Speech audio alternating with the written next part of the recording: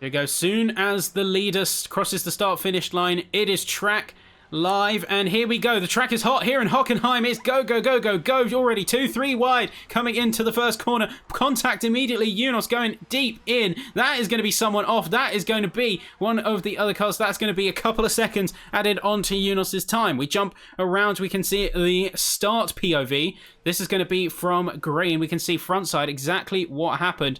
Looks like a big slide from Carry. So he is going to be one that jumps into the wall. And he is going to be the one jumping to the bottom of this grid. Unfortunate for him there. So rough times. Wrap still having a bit of a loading screen issue on my part. So hopefully his stream gets up and running fairly soon. We'll jump up with a railgun.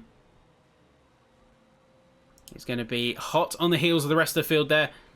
COD Chaos alongside. And tussling deep into the second sector. Oh, a couple of cars going wide just a little bit further ahead. That's going to be a tussle for P9, P10. And so, again, unfortunately cannot really see. Got Bonnie up in P7, who's going to have a good eye for the rest of this field. Randler is going to be just behind. See, someone's trying to dip out to look for any opportunities.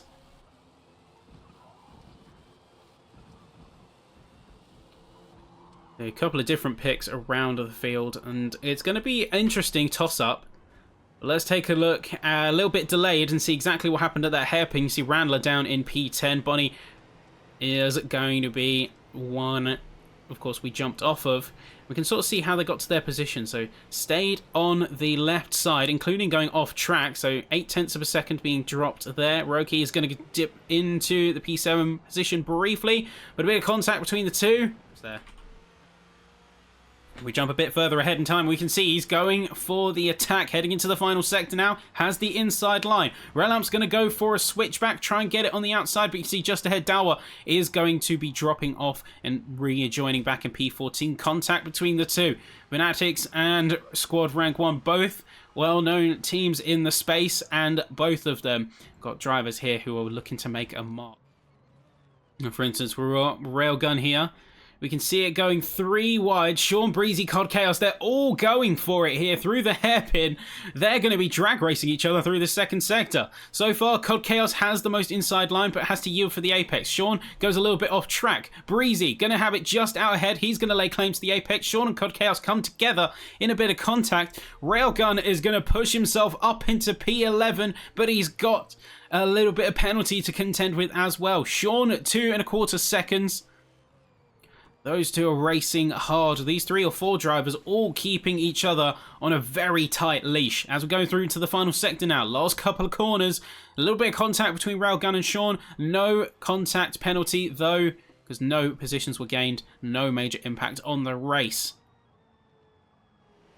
You can see Randler's going to go for it as well. He's going to go for it. He's going to make it 3 wide, heading into the hairpin. He's going to claim the apex. He's going to hit the handbrake, kick the car round. And that is a double overtake from Randler. A little bit of contact, but a double overtake from him there. I don't think they're going to be taking that so lightly, though. Let's take a look at Yunos and see how he's doing, although his POV is going to be much further ahead.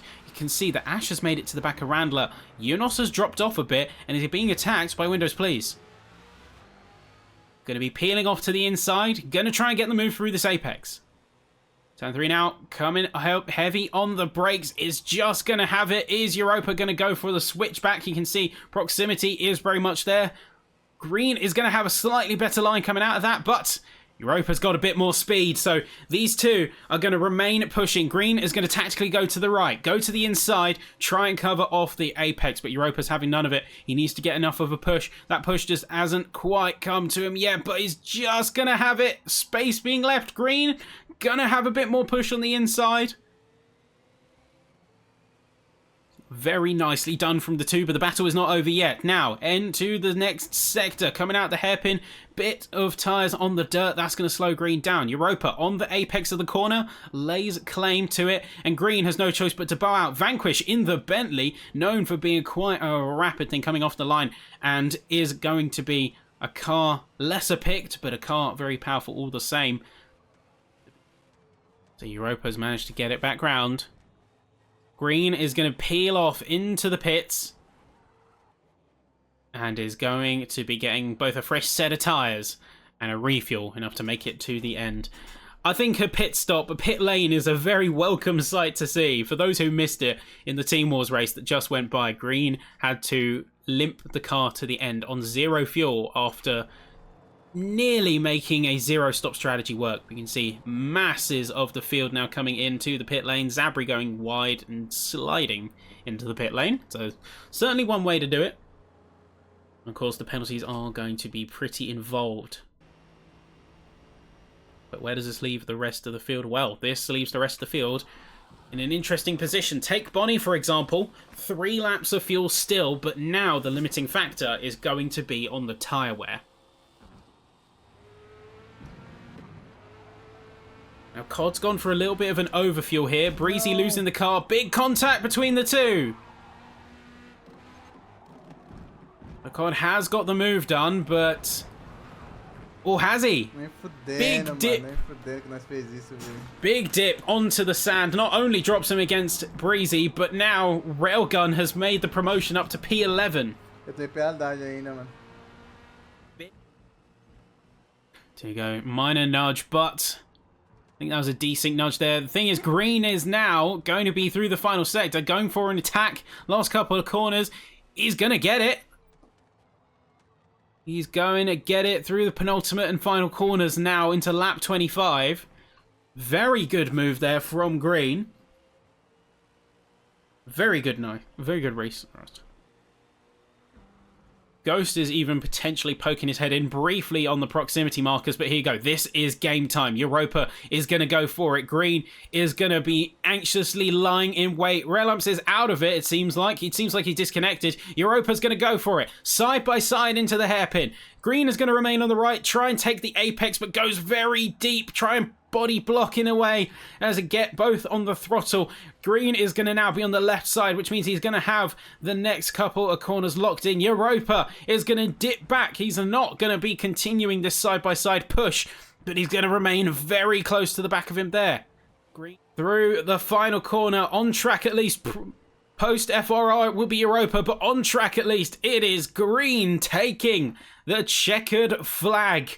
And you can see the timings now falling in due course. Ghost in 3rd, Course in 4th, Vanquish in 5th, Bonnie in 6th. But there you go. Finally coming round, folks. That is your timings, and that is your final race standings. Yeah, he didn't have enough fuel. So Unos is actually out of it by not having enough fuel. He got dropped down the points and dropped down the positions massively. That was Hockenheim.